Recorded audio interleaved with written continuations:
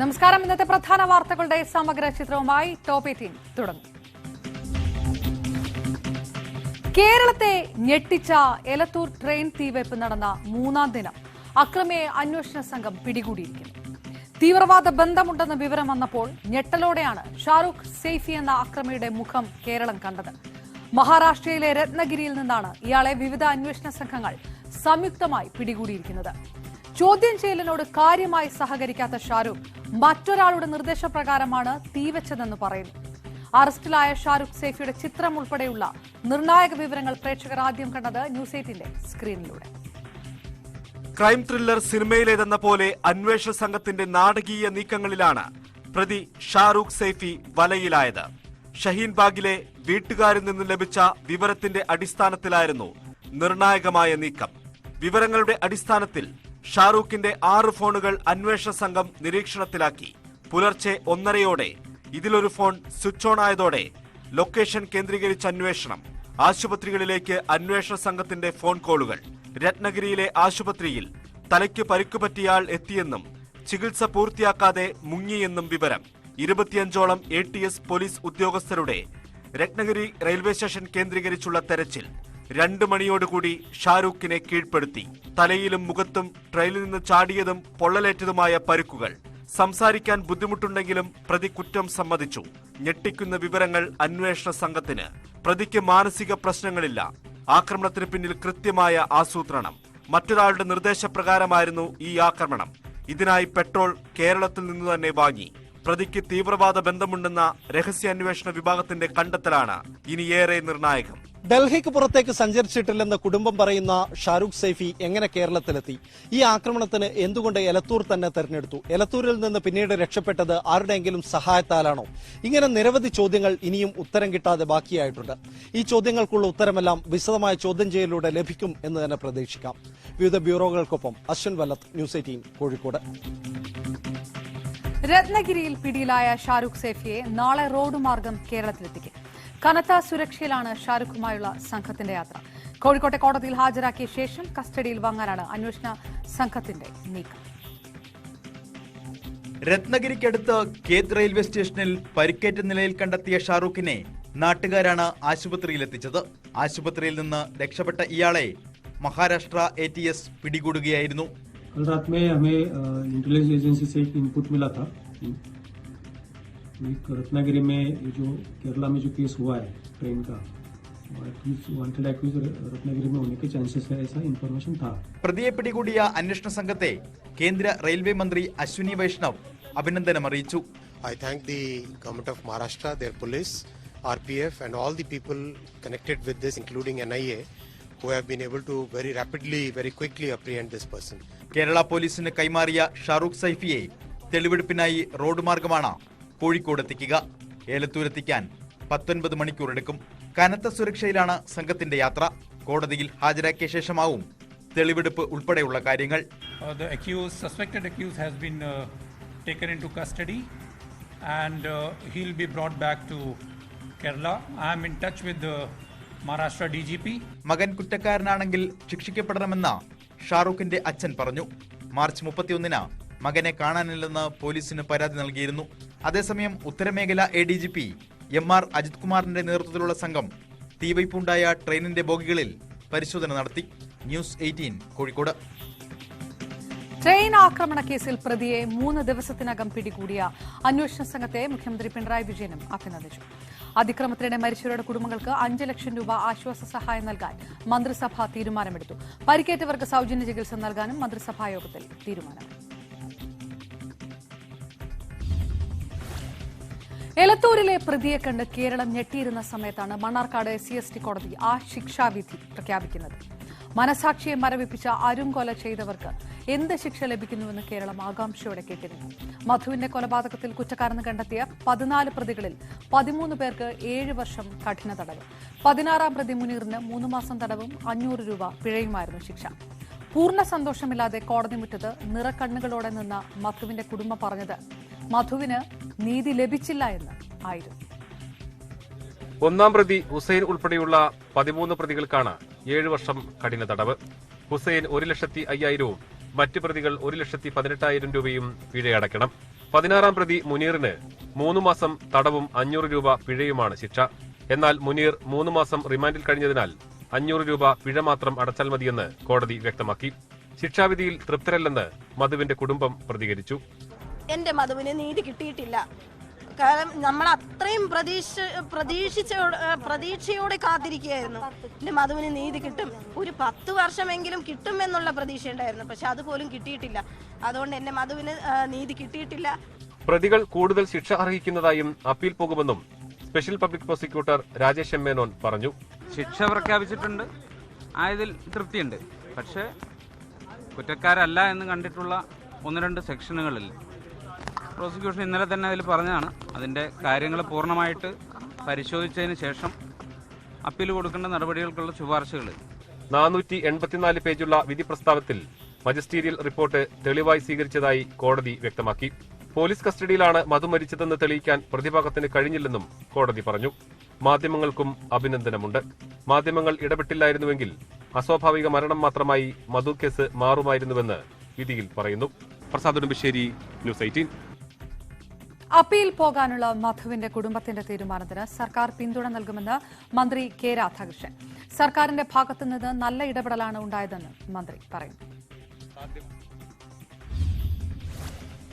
അരിക്കൊമ്പന്റെ വിളയാട്ടത്തിൽ വലയുന്ന ചിന്നക്കനാലിന്റെയും ശാന്തൻപാറയുടെയും വിലാപം പൂർണ്ണമായും ഉൾക്കൊണ്ടാണ് വിദഗ്ധ സമിതി ഹൈക്കോടതിയിൽ റിപ്പോർട്ട് നൽകിയതെന്ന് വ്യക്തമായി കോടതി ഉത്തരവ് വന്നതോടെ അരിക്കൊമ്പനെ പിടികൂടി പറമ്പിക്കുളത്തേക്ക് മാറ്റാൻ ഹൈക്കോടതി ഉത്തരവിട്ടു. എന്നാൽ വലിയ ആഘോഷങ്ങളൊന്നും വേണ്ട എന്ന് കോടതിയുടെ ഉത്തരവിൽ പറയുന്നു. അരിക്കൊമ്പനെ മയക്കേട് വെച്ച് പിടികൂടി കൂട്ടിലടയ്ക്കാനുള്ള സർക്കാർ തീരുമാനത്തിനെതിരായി സമർപ്പിച്ച ഹർജിയിലാണ് കോടതി ഉത്തരവ്. ആനയെ ഇടുക്കിയിൽ നിന്നും പറമ്പിക്കുളത്തേക്ക് മാറ്റണമെന്ന് ഹൈക്കോടതി നിയോഗിച്ച 5-അംഗ വിദഗ്ധ സമിതി റിപ്പോർട്ട് നൽകിയിരുന്നു. പറമ്പിക്കുളത്ത് അരിക്കൊമ്പന് കഴിയാനുള്ള ആവാസ വ്യവസ്ഥയാണുള്ളത്. വെള്ളവും ഭക്ഷണവും പറമ്പിക്കുളത്ത് സുലഭമാണെന്നും വിദഗ്ധ സമിതിയുടെ റിപ്പോർട്ടിൽ പറയുന്നു. ഇടുക്കിയിൽ തന്നെയുള്ള പെരിയാർ കടുവ സംരക്ഷണ കേന്ദ്രത്തിലേക്ക് മാറ്റിക്കൂടെ എന്ന് കോടതി ആരാഞ്ഞെങ്കിലും വിദഗ്ധ സമിതി നിർദ്ദേശം അംഗീകരിക്കുകയായിരുന്നു. ആനയെ പിടികൂടുന്നതിന് റവന്യൂ, പോലീസ്, അഗ്നിരക്ഷാ വിഭാഗങ്ങൾ ആവശ്യമായ സഹായം നൽകണം. അരിക്കൊമ്പനെ പിടികൂടുന്നതിൽ സോഷ്യൽ മീഡിയ ആഘോഷങ്ങൾ വേണ്ട എന്നും കോടതി വ്യക്തമാക്കി. ആനയെ തടവിലാക്കണോ പുനരധിവസിപ്പിക്കണമോ എന്ന കാര്യത്തിൽ ചീഫ് ലൈഫ് വാർഡൻ തീരുമാനിക്കേണ്ടതെന്ന് സർക്കാർ നിലപാടെടുത്തപ്പോൾ പ്രശ്നത്തിന് ശാശ്വതമായ പരിഹാരമാണ് ലക്ഷ്യമെന്ന് കോടതി പറഞ്ഞു. ജനവാസ കേന്ദ്രത്തിലേക്ക് ഇറങ്ങുന്ന ഒരു മൃഗത്തെയും പിടികൂടുന്നത് പരിഹാരമല്ലെന്നും ജനങ്ങളെ കൂടി വിശ്വാസത്തിലെടുത്തുള്ള നടപടികളാണ് വേണ്ടതെന്നും കോടതി നിരീക്ഷിച്ചു. മൃഗങ്ങളുടെ, മനുഷ്യന്റെയൊക്കെ താല്പര്യങ്ങൾ സംരക്ഷിച്ചുകൊണ്ടുള്ള ഒരു സമീപനം വേണം. അതിനകത്ത് പഞ്ചായത്തിന്റേതുൾപ്പെടെയുള്ള നിർദ്ദേശങ്ങൾ കോടതി ഗൗരവത്തോടുകൂടി പരിഗണിക്കും എന്നാണ് പറഞ്ഞിട്ടുള്ളത്. വിധി കർഷക സമൂഹത്തിന് ആശ്വാസകരമാണെന്ന് വനം മന്ത്രി AK ശശീന്ദ്രൻ പ്രതികരിച്ചു. കർഷക സമൂഹത്തിന് ഏറെ ആശ്വാസം നൽകുന്ന തൃപ്തികരമായ ഒരു വിധിയായിട്ടാണ് കണക്കാക്കേണ്ടത്. ഹൈക്കോടതി ഉത്തരവിന്റെ പകർപ്പ് ലഭിച്ച ശേഷമാവും ആനയെ എങ്ങനെ പിടികൂടണം എന്നടക്കമുള്ള കാര്യങ്ങളിൽ വനം വകുപ്പ് തീരുമാനമെടുക്കുക. ന്യൂസ് 18 കൊച്ചി.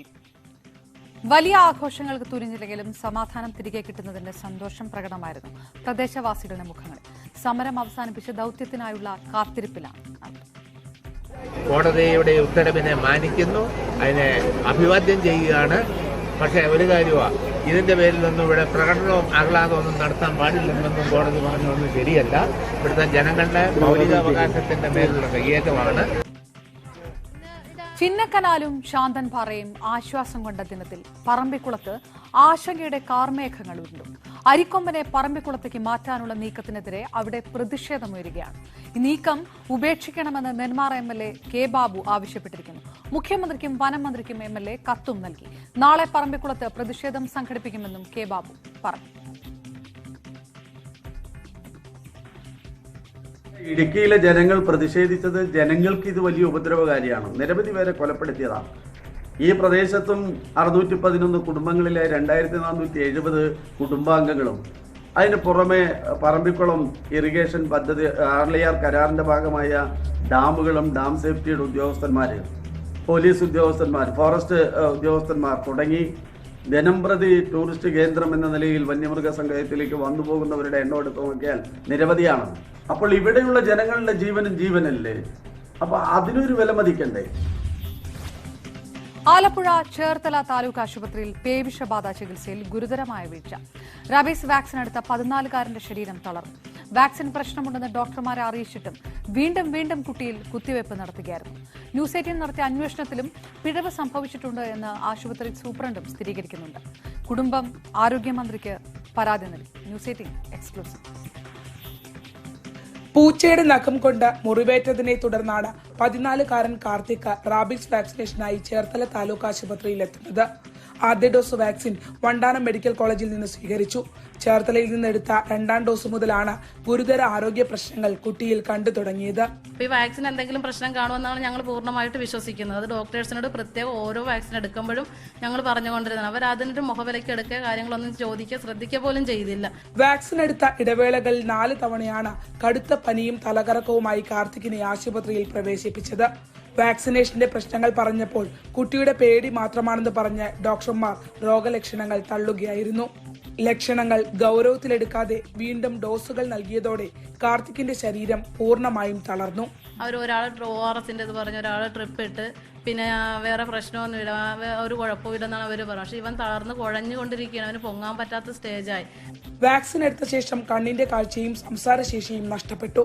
അപ്പോഴും ഡോക്ടർമാർ നൽകിയത് ORSഉം സിജറോൺ എന്ന തലചുറ്റലിനുള്ള മരുന്നും മാത്രം. പൂർണ്ണമായി തളർന്ന കുട്ടി 1 മാസമായി കോട്ടയം മെഡിക്കൽ കോളേജ് ആശുപത്രിയിൽ ചികിത്സയിലാണ്.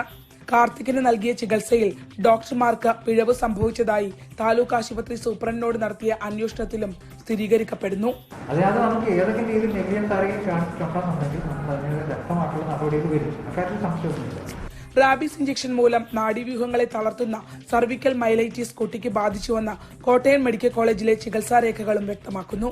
ചേർത്തല കരുവ സ്വദേശികളായ പ്രദീപ് കുമാറിന്റെയും അനിതയുടെയും ഏക മകനാണ് 9ാം ക്ലാസ് വിദ്യാർത്ഥി കാർത്തിക്. ചേർത്തല കരുവയിൽ നിന്നും ശരണ്യ സ്നേഹജൻ, ന്യൂസ് 18. ചേർത്തല താലൂക്ക് ആശുപത്രിയിലെ പേവിഷബാധ ചികിത്സാ പിഴവിൽ പ്രതിഷേധിച്ച് യൂത്ത് കോൺഗ്രസ് പ്രവർത്തകർ ആശുപത്രി സൂപ്രണ്ട് അനിൽകുമാറിനെ ഉപരോധിച്ചു. പിഴവ് വരുത്തിയ ഡോക്ടർമാർക്കെതിരെ നടപടിയെടുക്കണമെന്ന ആവശ്യം ഉന്നയിച്ചാണ് ഉപരോധം. ജില്ലാ സെക്രട്ടറി KR രൂപേഷിന്റെ നേതൃത്വത്തിലായിരുന്നു ഉപരോധം. KSRTC ജീവനക്കാരുടെ ശമ്പളം ഗഡുക്കളായി തന്നെ വിതരണം ചെയ്യുമെന്ന് യൂണിയനുകളോട് CMD ബിജു പ്രഭാകർ. ട്രേഡ് യൂണിയനുകളുമായി നടത്തിയ യോഗത്തിലാണ് മാനേജ്മെന്റ് തീരുമാനം അറിയിച്ചത്. സർക്കാർ സഹായം ലഭിച്ച ശേഷം ബാക്കി ശമ്പളം നൽകും. സ്വിഫ്റ്റ് വിപുലീകരിക്കുമെന്നും കൂടുതൽ സർവീസുകൾ സ്വിഫ്റ്റിന് കൈമാറുമെന്നും CMD അറിയിച്ചു. ഇടതനുകൂല സംഘടനയായ CITUവും കോൺഗ്രസ് അനുകൂല സംഘടനയായ TDFും യോഗത്തിൽ പങ്കെടുത്തു. യൂണിയനുകളെ ഒറ്റയ്ക്ക് ചർച്ചയ്ക്ക് വിളിച്ച മാനേജ്മെന്റ് നടപടിയിൽ പ്രതിഷേധിച്ച് BMS യോഗത്തിൽ നിന്ന് വിട്ടുനിന്നു. അതേസമയം മാർച്ച് മാസത്തെ ശമ്പളത്തിലെ ആദ്യ ഗഡു ഇന്ന് വിതരണം ചെയ്തു. കേന്ദ്ര അന്വേഷണ ഏജൻസികൾക്കെതിരായ പ്രതിപക്ഷ പാർട്ടികളുടെ നീക്കത്തിന് സുപ്രീം കോടതിയിൽ നിന്ന് തിരിച്ചടി. ജനങ്ങൾക്കില്ലാത്ത നിയമപരിരക്ഷ രാഷ്ട്രീയ നേതാക്കൾക്ക് നൽകാനാകില്ലെന്ന് നിരീക്ഷിച്ച കോടതി ഹർജി എങ്ങനെ നിലനിൽക്കുമെന്ന് ചോദിച്ചു. അന്വേഷണ ഏജൻസികളുടെ പ്രവർത്തനങ്ങൾക്ക് മാർഗരേഖ നിർദ്ദേശിക്കണമെന്ന ആവശ്യം അപകടകരമാണെന്നും സുപ്രീം കോടതി വാദത്തിനിടെ പരാമർശിച്ചു. ഇതേ തുടർന്ന് പ്രതിപക്ഷ പാർട്ടികൾ ഹർജി പിൻവലിച്ചു. അന്വേഷണ ഏജൻസികളെ ദുരുപയോഗം ചെയ്യുന്നുവെന്ന് കാണിച്ചാണ് 14 പ്രതിപക്ഷ പാർട്ടികൾ ചേർന്ന് ഹർജി നൽകിയത്. രാഹുൽ ഗാന്ധിയെ അയോഗ്യനാക്കിയതിനെതിരെ UDF രാജ്ഭവന് മുന്നിൽ സത്യഗ്രഹ സമരം സംഘടിപ്പിച്ചു. രാഹുലിനെതിരായ നടപടി ജനാധിപത്യത്തെ തകർക്കാനുള്ള നീക്കത്തിന്റെ ഭാഗമാണെന്ന് ACC general secretary Tariq Anwar കുറ്റപ്പെടുത്തി. MLA മാരും മുതിർന്ന UDF നേതാക്കളും സമരത്തിലണിനിരുന്നു. കേന്ദ്ര സംസ്ഥാന സർക്കാരുകൾ ജനങ്ങളെ പോരുകാളകളെ പോലെ കുത്താൻ നിൽക്കുകയാണെന്ന് KPCC അധ്യക്ഷൻ K സുധാകരൻ പരിഹസിച്ചു. നേതാക്കൾക്ക് മുന്നറിയിപ്പുമായി ACC general secretary Tariq Anwar അഭിപ്രായ സ്വാതന്ത്ര്യം മാനിക്കുന്നുവെന്നും എന്നാൽ അച്ചടക്കത്തിന്റെ ലക്ഷ്മണരേഖ കടക്കാൻ പാടില്ല എന്നും താരിഖ് അൻവർ പറഞ്ഞു. മത്സരിക്കില്ലെന്ന് ആരും അറിയിച്ചിട്ടില്ലെന്നും താരിഖ് അൻവർ പ്രതികരിച്ചു. Congress is a liberal party, it is a democratic party. Sometimes we give some leverage, and but at the same time I will request all of them that they should not cross the Lakshman Rekha. സംസ്ഥാന സർക്കാരിന്റെ 2ാം വാർഷികാഘോഷം ലോക്സഭാ തെരഞ്ഞെടുപ്പ് പ്രചാരണത്തിന്റെ പ്രാരംഭവേദിയാക്കാൻ LDF. 1 മാസത്തോളം നീണ്ടു നിൽക്കുന്ന ആഘോഷ പ്രചാരണ പരിപാടികൾക്ക് ഇന്ന് ചേർന്ന LDF യോഗം രൂപം നൽകി. സംസ്ഥാനത്തെ 140 മണ്ഡലങ്ങളിലും 5000-ഓളം പേർ പങ്കെടുക്കുന്ന ബഹുജന റാലികൾ നടത്തും. ഒരുക്കങ്ങൾക്കായി ഈ മാസം 10 മുതൽ LDFന്റെ ജില്ലാ കമ്മിറ്റികൾ ചേരും. ഏപ്രിൽ 25 മുതൽ പരിപാടികൾക്ക് തുടക്കമാകും. മെയ് 20-ന് തിരുവനന്തപുരത്താണ് വാർഷികാഘോഷത്തിന്റെ സമാപനം. ലൈഫ് മിഷനിലെ പണമിടപാട് കേസിൽ M ശിവശങ്കറിന്റെ ജാമ്യ ഹർജി ഹൈക്കോടതി വിധി പറയാൻ മാറ്റി. എറണാകുളം സെഷൻസ് കോടതി ജാമ്യാപേക്ഷ തള്ളിയതിന് പിന്നാലെയാണ് ശിവശങ്കർ ഹൈക്കോടതിയെ സമീപിച്ചത്. ED കേസിൽ നിരപരാധിയാണെന്നാണ് ശിവശങ്കർ ഹർജിയിൽ പറയുന്നത്. ഫെബ്രുവരി 22-നാണ് ശിവശങ്കറിനെ ED അറസ്റ്റ് ചെയ്തത്. മീഡിയ വണ്ണിനെ വിലക്കിയ കേന്ദ്ര സർക്കാർ നടപടി സുപ്രീംകോടതി റദ്ദാക്കി. ജനാധിപത്യത്തിൽ മാധ്യമ സ്വാതന്ത്ര്യത്തിന്റെ പങ്ക് വലുതാണെന്ന് കോടതി നിരീക്ഷിച്ചു.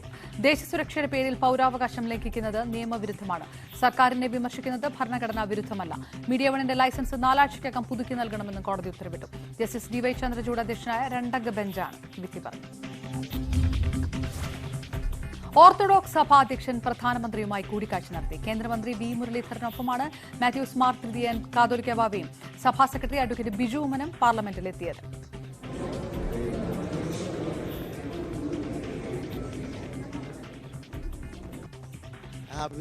It was only a friendly visit because I was here for the Easter services in New Delhi and in House Khas Church.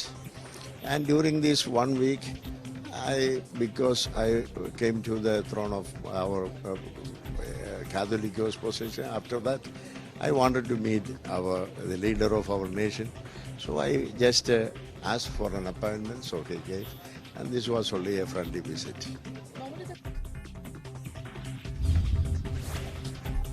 പ്രതിപക്ഷ ബഹളത്തെ തുടർന്ന് പാർലമെന്റിന്റെ ഇരുസഭകളും നാളെ വരെ നിർത്തിവെച്ചു. രാഹുൽ ഗാന്ധിയുടെ അയോഗ്യത ഉയർത്തിയായിരുന്നു പ്രതിപക്ഷ പ്രതിഷേധം.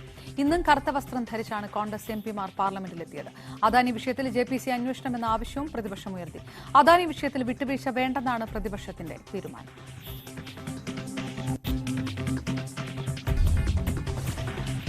സിക്കിമിൽ നാഥുല പാസിൽ മഞ്ഞിടിച്ചിലിൽ കുടുങ്ങിയവരെ കണ്ടെത്താൻ തെരച്ചിൽ പുനരാരംഭിച്ചു.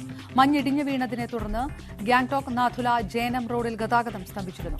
ഇത് ഭാഗികമായി പുനഃസ്ഥാപിച്ച് പ്രദേശത്ത് കുടുങ്ങിയ വിനോദസഞ്ചാരികളെ പുറത്തെത്തിച്ചിരുന്നു. അപകടത്തിൽ 3 നേപ്പാൾ സ്വദേശികൾ ഉൾപ്പെടെ 7 പേരാണ് മരിച്ചത്. പരിക്കേറ്റ 13 പേരിൽ 6 പേർ ഇപ്പോഴും ചികിത്സയിൽ.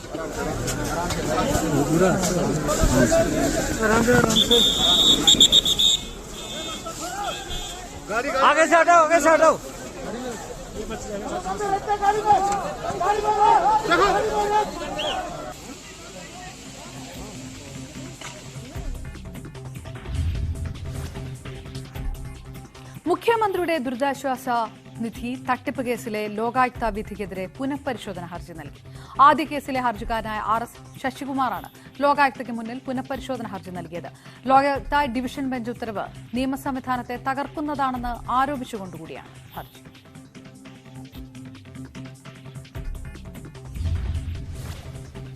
കൊല്ലത്ത് പോലീസിന്റെ മർദ്ദനമേറ്റ് യുവാവിന്റെ ചെവി തകർന്നു. കണ്ണനല്ലൂർ പോലീസിന്റെ ലാത്തിചാർജിനിടെയാണ് നെടുമ്പനം സ്വദേശി അതുലിന് ചെവിക്കടിയേറ്റത്. തിരുവനന്തപുരം മെഡിക്കൽ കോളേജിലും കൊല്ലം ജില്ലാ ആശുപത്രിയിലും ചികിത്സ തേടിയ അതുൽ ഇപ്പോൾ കുണ്ടറ താലൂക്ക് ആശുപത്രിയിൽ ചികിത്സയിലാണ്. ഉത്സവത്തിനിടെ തമ്മിൽ തല്ലിയവരെ പിരിച്ചുവിടുക മാത്രമാണ് ഉണ്ടായതെന്നാണ് പോലീസ് നൽകുന്ന വിശദീകരണം. നെടുമ്പന മരുതൂർ ശ്രീഭദ്രകാളി ദേവി ക്ഷേത്രത്തിലെ ഉത്സവത്തിനിടെ ഇരുവിഭാഗങ്ങൾ തമ്മിൽ ഏറ്റുമുട്ടി. തമ്മിൽ തല്ലിയവരെ പിരിച്ചുവിടാൻ പോലീസ് ലാത്തി വീശി. ഇതിനിടെ സുഹൃത്തുക്കൾക്കൊപ്പം ഉത്സവം കാണാനെത്തിയ അതുലിന്റെ ചെവിക്ക് ലാത്തി കൊണ്ടുള്ള അടിയേറ്റു. ഗുരുതരമായി പരിക്കേറ്റ ചെവിയിൽ നിന്നും രക്തമൊലിച്ചിറങ്ങി. ആദ്യം തിരുവനന്തപുരം മെഡിക്കൽ കോളേജിലും പിന്നീട് കൊല്ലം ജില്ലാ ആശുപത്രിയിലും പ്രവേശിപ്പിച്ചു. ഡിസ്ചാർജ് ചെയ്ത് വീട്ടിൽ പോയെങ്കിലും വേദന സഹിക്കാൻ പറ്റാതായതോടെ ഇന്നലെ കുണ്ടറ താലൂക്ക് ആശുപത്രിയിൽ അഡ്മിറ്റായി. പോലീസിന്റെ ഈ ദാരുണ പ്രവർത്തനം കാരണം ഇപ്പം വലത്തെ ചെവിയാണ് എനിക്ക് നഷ്ടമായേക്കുന്നത്. സൈഡിൽ പോയപ്പോ എന്നെയാണ് പോലീസ് വെറുതെ ഉത്സവം കണ്ടുകൊണ്ടിരുന്ന എന്നെ പോലുള്ള പല സുഹൃത്തുക്കളെയാണ് പോലീസ് അടിച്ചിരിക്കുന്നത്. എറണാകുളത്ത് സ്വകാര്യ സ്ഥാപനത്തിലെ ജീവനക്കാരനായ അതുൽ ഉത്സവം കൂടാനാണ് നാട്ടിലെത്തിയത്. ചെവി തകർന്ന് ചികിത്സയിലായതോടെ കൃത്യസമയത്ത് തിരികെ ജോലിയിൽ പ്രവേശിക്കാൻ കഴിഞ്ഞില്ല. ഇതോടെ കുടുംബത്തിന്റെ ഏക വരുമാന മാർഗവും നിലച്ചു. എന്റെ മോൻ ജോലി ചെയ്ത് കൊണ്ടുവരുന്ന പൈസ കൊണ്ടാണ് ഞങ്ങൾ വീട് കഴിഞ്ഞുകൊണ്ടിരുന്നത്. എന്റെ മോൻ ഒരു കുറ്റവും ചെയ്യാതെ ഉത്സവം കാണാൻ പോയതാ. ഇപ്പൊ ജോലിക്ക് പോകാനും പറ്റുന്നില്ല, ഒന്നും പറ്റുന്നില്ല. ഇങ്ങനെയുള്ള പോലീസുകാർ ഇങ്ങനെ ചെയ്യാൻ തുടങ്ങിയ ഞങ്ങൾ കഷ്ടപിടിച്ച പാവങ്ങൾ എങ്ങനെ ജീവിക്കുക എന്നുള്ളത് മാത്രം ഞങ്ങൾക്ക് അറിഞ്ഞാൽ മാത്രം മതി. ഇത്രയും മാത്രമേ ഉള്ളൂ ഞങ്ങൾക്ക് പറയാൻ. പോലീസിനെതിരെ നടപടി ആവശ്യപ്പെട്ട് മുഖ്യമന്ത്രിയെ നേരിൽ കാണാനാണ് കുടുംബത്തിന്റെ നീക്കം. എന്നാൽ ഇരുചേരികളായി തിരിഞ്ഞ് സംഘർഷത്തിലേർപ്പെട്ടവരെ തടയുക മാത്രമാണ് ഉണ്ടായതെന്നാണ് പോലീസ് വിശദീകരണം. അക്രമമുണ്ടാക്കിയവർക്കെതിരെ കേസ് രജിസ്റ്റർ ചെയ്തതായും കണ്ണനല്ലൂർ പോലീസ് അറിയിച്ചു. ന്യൂസ് 18 കൊല്ലം. താനുമായുള്ള ബന്ധം മറച്ചുവെക്കാൻ പോൺ താരത്തിന് പണം നൽകിയ കേസിൽ US മുൻ പ്രസിഡന്റ് ഡൊണാൾഡ് ട്രംപിന്റെ അറസ്റ്റ് രേഖപ്പെടുത്തി വിട്ടയച്ചു. 34 കുറ്റങ്ങളാണ് ട്രംപിനെതിരെ ചുമത്തിയത്. ന്യൂയോർക്കിലെ മാൻഹട്ടനിലെ കോടതിയിലെത്തിയാണ് ട്രംപ് കുറ്റങ്ങൾ വായിച്ചു കേട്ടത്. അമേരിക്ക നാശത്തിലേക്ക് നീങ്ങുന്നുവെന്നും രാജ്യത്തിന് വേണ്ടി നിന്നതാണ് തനിക്കെതിരെയുള്ള കേസുകൾക്ക് കാരണമെന്നും ട്രംപ് പറഞ്ഞു.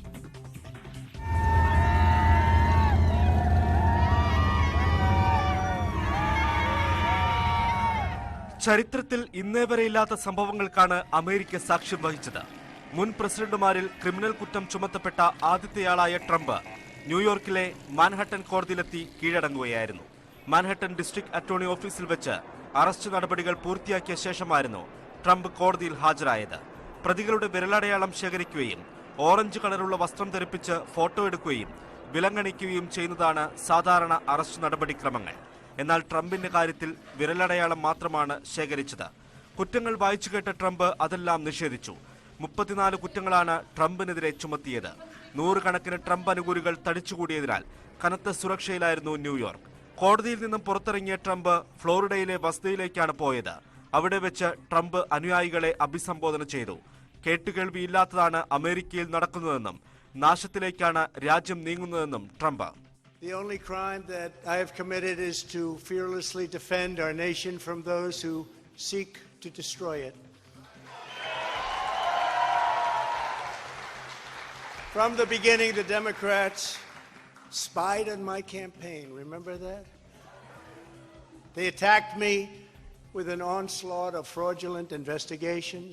താനുമായുള്ള ബന്ധം മറച്ചുവെക്കുന്നതിന് 2016 പ്രസിഡന്റ് തെരഞ്ഞെടുപ്പിന് തൊട്ടുമുമ്പ് പോൺ താരം സ്റ്റോമി ഡാനിയൽസിന് പണം നൽകിയെന്നതാണ് ട്രംപിനെതിരെയുള്ള കേസ്. പണം നൽകിയത് തെരഞ്ഞെടുപ്പ് ഫണ്ടിൽ നിന്നാണെന്നും ഇത് ചട്ടങ്ങളുടെ ലംഘനമാണെന്നുമാണ് കണ്ടെത്തൽ. 2024 പ്രസിഡന്റ് തെരഞ്ഞെടുപ്പിലും ട്രംപ് സ്ഥാനാർത്ഥിത്വം പ്രഖ്യാപിച്ചിട്ടുണ്ട്. International desk, news 18. IPL Rajasthan റോയൽസിനെതിരെ പഞ്ചാബ് കിങ്സ് മികച്ച സ്കോറിലേക്ക്. 3 വിക്കറ്റ് നഷ്ടത്തിൽ പഞ്ചാബ് 175 റൺസ് എടുത്തിട്ടുണ്ട്. ഓപ്പണർമാരായ ശിഖർ ധവാനും പ്രഭ്സിമ്രൻ സിംഗും അർദ്ധ സെഞ്ചുറി നേടി. ധവാൻ 65 റൺസും പ്രഭ്സിമ്രൻ 60 റൺസും എടുത്തു. ഓപ്പണിംഗ് വിക്കറ്റിൽ 90 റൺസാണ് ഇരുവരും നേടിയത്. പ്രതീക്ഷയും ആശ്വാസവും നൽകുന്ന ഒരു റിപ്പോർട്ടോടെയാണ് ഇന്നത്തെ ടോപ്പ് 18 പൂർണ്ണമാകുന്നത്. ദിവസങ്ങൾ മാത്രം പ്രായമുള്ള അവശനിലയിലായിരുന്ന ഒരു കുട്ടിക്കുരങ്ങനെ നെഞ്ചോട് ചേർത്ത് സംരക്ഷിക്കുന്ന കുറച്ച് മൃഗസ്നേഹികളുടെ കഥ. കണ്ണൂർ തില്ലങ്കേരിയിൽ മരം മുറിച്ചപ്പോൾ അമ്മയെ നഷ്ടമായ കുരുന്നുകുരങ്ങിനെ പാലും പഴവും ഓട്സ് നൽകി സംരക്ഷിക്കുകയാണ് മാർക്ക് പ്രവർത്തകർ. കുഞ്ഞുങ്ങൾക്ക് മനുഷ്യസഹജമായ സുരക്ഷ നൽകുന്ന കാര്യത്തിൽ മുന്നിൽ നിൽക്കുന്ന മൃഗമാണ് കുരങ്ങ്. ജീവന്റെ അവസാന തുടിപ്പ് വരെ അമ്മക്കുരങ്ങുകൾ കുട്ടിക്കുരങ്ങുകളെ സംരക്ഷിക്കുമെന്നതിന് നിരവധി ഉദാഹരണങ്ങളുണ്ട്. മരം മുറിച്ചു മാറ്റുമ്പോൾ അവശനിലയിൽ കണ്ടെത്തിയ കുട്ടിക്കുരങ്ങിന്റെ അമ്മക്കുരങ്ങ് മരിച്ചുപോയതാകാമെന്നാണ് മൃഗസംരക്ഷകർ കരുതുന്നത്. ഇരിട്ടിയിൽ നിന്നും കണ്ണൂർ വെറ്റിനറി ആശുപത്രിയിലെത്തിച്ച് പ്രാഥമിക ശുശ്രൂഷ നൽകിയ ശേഷമാണ് തളിപ്പറമ്പ് കൊട്ടിയൂർ ഫോറസ്റ്റ് റേഞ്ച് ഉദ്യോഗസ്ഥർ ചേർന്ന് മാർക്ക് പ്രവർത്തകർക്ക് കുട്ടിക്കുരങ്ങിന്റെ സംരക്ഷണം കൈമാറിയത്. റേഞ്ച് ഓഫീസർ നിർദ്ദേശപ്രകാരം മാർക്ക് സംരക്ഷിക്കുകയാണിപ്പോൾ. ഇതിപ്പോൾ ഏകദേശം ഒരു 40ഓളം ദിവസം പ്രായമുള്ളൊരു കുരങ്ങാണ്. 3 മാസം ഇതിൻ്റെ അമ്മേൻ്റെ കെയർ നന്നായിട്ട് കിട്ടേണ്ട ഒരു പ്രായമാണ്. അതുകൊണ്ട് 3-4 മാസം നമ്മൾ കൃത്യമായിട്ട് ഇതിനെ ശ്രദ്ധിച്ച് അതിനുശേഷം കാട്ടിലേക്ക് വിട്ടേക്കും. ഏകദേശം 1 മാസം പ്രായമുള്ള കുട്ടിക്കുരങ്ങ് പൂർണ്ണ ആരോഗ്യവാനാണ്. പാൽ, പഴം, ഓട്സ് എന്നിവയാണ് ഭക്ഷണമായി നൽകുന്നത്. 2 മാസത്തോളം ആവശ്യമായ സംരക്ഷണം നൽകി വനംവകുപ്പ് ഉദ്യോഗസ്ഥരുടെ നിർദ്ദേശപ്രകാരം കാട്ടിൽ വിടാനാണ് തീരുമാനമെന്ന് മാർക്ക് പ്രവർത്തകർ പറഞ്ഞു. ന്യൂസ് 18 കണ്ണൂർ.